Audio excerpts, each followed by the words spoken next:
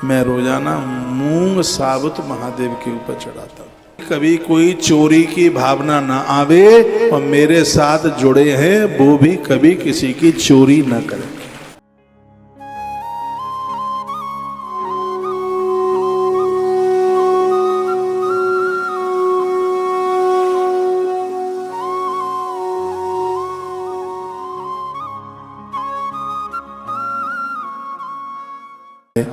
मैं निवेदन कर रहा था कि गेहूं के दाने भगवान पर चढ़ाए जाए, इससे संतति का विस्तार होता है।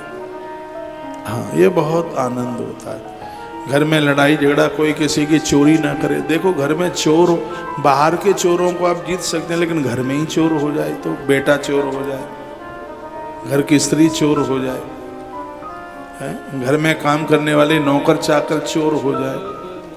आप मुझे देखते हैं, मैं रोजाना मूंग साबुत महादेव के ऊपर चढ़ाता हूँ, इसलिए मेरे अंदर भी कभी कोई चोरी की भावना ना आवे और मेरे साथ जुड़े हैं वो भी कभी किसी की चोरी न करें। और ये लिखने लायक पॉइंट है, और आप गए चूक,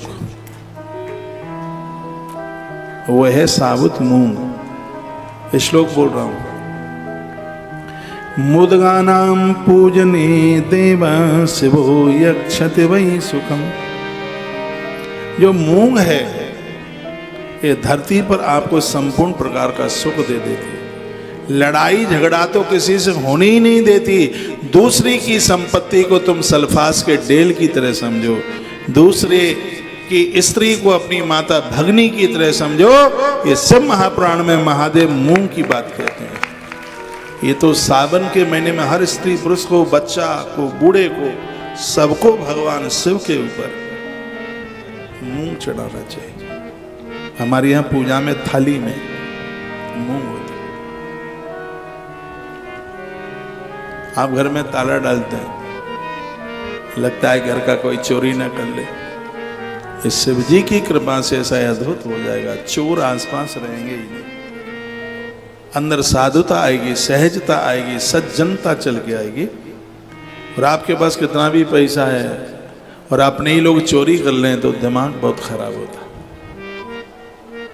आपके बड़े बड़े व्यापार, इतने नौकर चाकर काम करते हैं, लोग चोरी ना करें, लोग डकैती ना डालें। ये बड़ी अद्भुत बात है। क्या कहा गया है? मुद्गानां पूजने देव। मूंग के द्वारा भगवान महादेव को वंदन कीजिए, पूजन कीजिए। झगड़े खत्म, लड़ाई खत्म, चोरी खत्म, आदमी को ईमानदारी मिलती। इसलिए मैं कहता हूं कि शिव क्या नहीं दे सकते। दुनिया की ऐसी कौन सी चीज है जिसको भगवान न दे। आपके घर में नौकर चाकर काम करते हैं, सामान चाहे जहां तहां पड़ा रहता है, ये तो समझ लो कि आपकी सुरक्षा के लिए कवच है। ये कवच ये आप करें।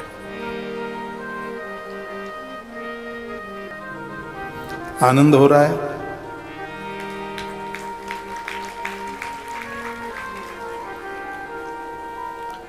नंदी ने कहा, भगवान आपकी पूजा की सामग्रियां बहुत है और उतनी हम ना जुटा पाए और पूजा का फल पूरा मिल जाए। कितना, ये मेरे मन की बात कह दी है नंदी ने।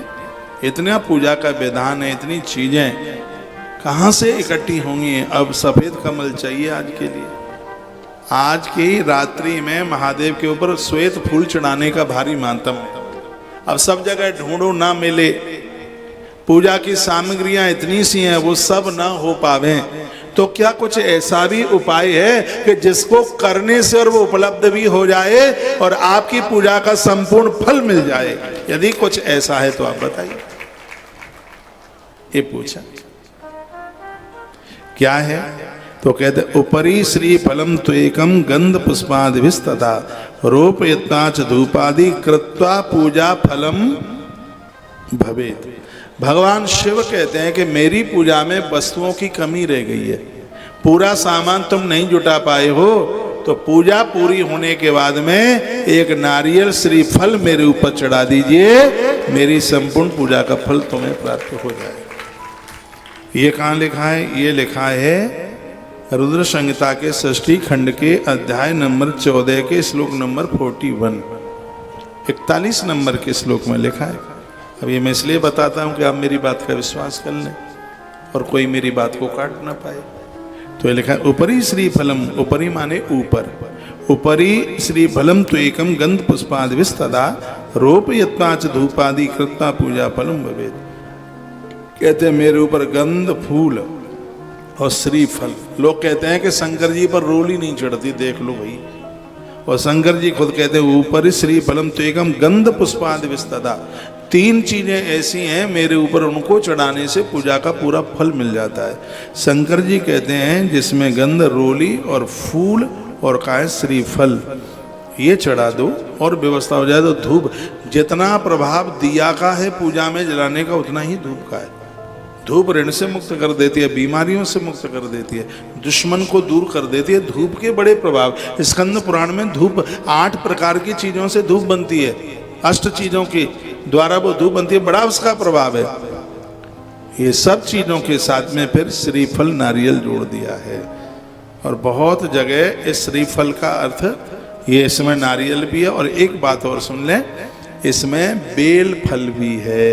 दोनों बातें मैं आपको कहूँगा, नारियल भी है, बेल पत्ता अलग है, बेल अलग है। उस बेल का नाम भी, वो कौन सा पुराण है, 1 मिनट में, सर्वधर्म पुराण, बृहद धर्म पुराण। बृहद धर्म पुराण में मैंने 21 नाम आपको कभी बेलपत्र के बताए। पूरे पुराण की मैंने कथा वृंदावन से कही, एक दिन की कथा मैंने जयपुर से कही, बृहद धर्म पुराण। उसमें बेल फल का नाम श्रीफल बताया गया। तो इसका मतलब दोनों हैं।